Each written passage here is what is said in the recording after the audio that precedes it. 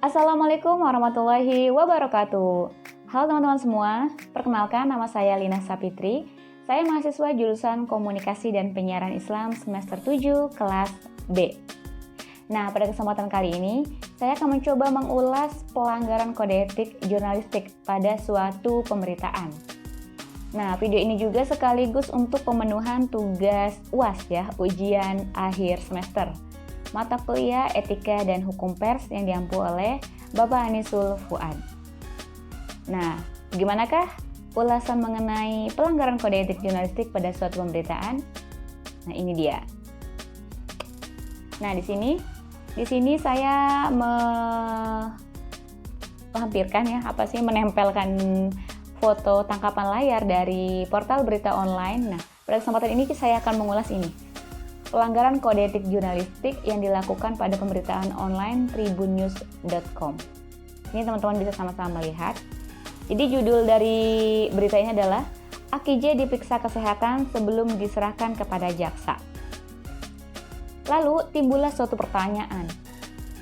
Di manakah letak pelanggaran kode etik jurnalistik pada pemberitaan tribunnews.com ini? Teman-teman bisa membaca, saya bacakan saja sih ya. Pelanggaran kode etik jurnalistik yang terdapat pada laman berita online tribunnews.com ini adalah terletak pada paragraf pertama, lebih tepatnya kalimat pertama, yang berbunyi, putra musisi Ahmad Dhani AKJ, 13 tahun, tidak membawa surat keterangan sehat saat menyambangi Direktorat Lalu Lintas Polda Metro Jaya, Rabu 15 Januari 2014. Nah, kalimat pertama ini sudah mewakilkan betapa dia telah melanggar kode etik jurnalistik. Kode etik jurnalistik yang mana? Ya, yaitu di pasal 5. Jadi, kalimat pertama ini sudah melanggar kode etik jurnalistik atau KEJ, kode etik jurnalistik pasal 5.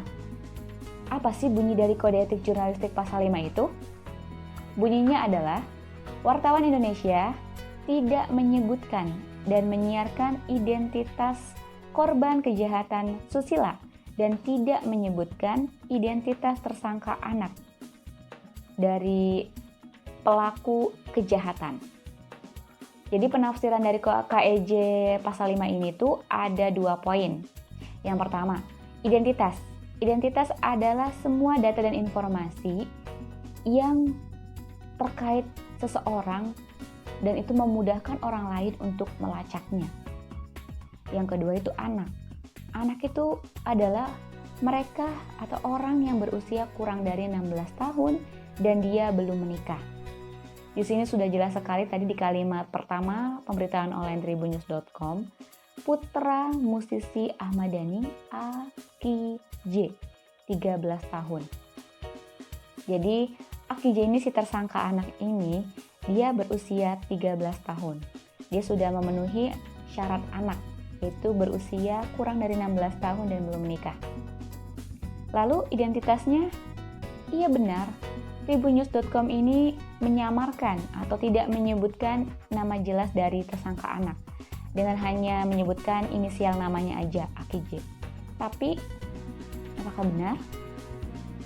Iya benar sekali, dia melanggar kata-kata yang dapat mengidentifikasi siapa si AKJ ini dengan kata-kata dan kalimat putra musisi Ahmad Dhani.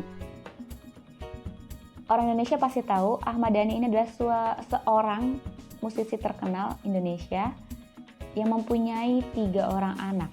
Anaknya ini terkenal banget dengan sebutan Al, El, dan Dul. Jadi siapa sih AKJ ini? Apakah si Al, El, apa si Dul?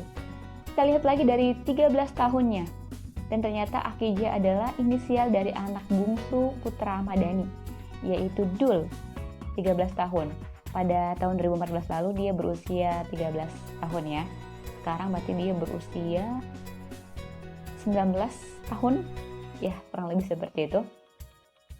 Jadi portal berita online tribunnews.com ini telah melanggar kode etik jurnalistik pasal 5. Baik itu identitasnya dan juga dari segi usianya. Dan diperparah lagi jika teman-teman mengulik video-video dari televisi, berita televisi itu tidak hanya di online. Jadi kalau di online masih mendingnya tadi foto yang dilampirkan itu hanya menampilkan mobil AKJ aja yang telah menabrak mobil lain di tol Jagorawi, menewaskan 7 orang gitu ya, kalau nggak salah 13 atau 17 orang gitu ya. Dan dia masih anak-anak 13 tahun. Itu tadi tidak ditampilkan wajah si AKJ, si tersangka anak tadi, tidak.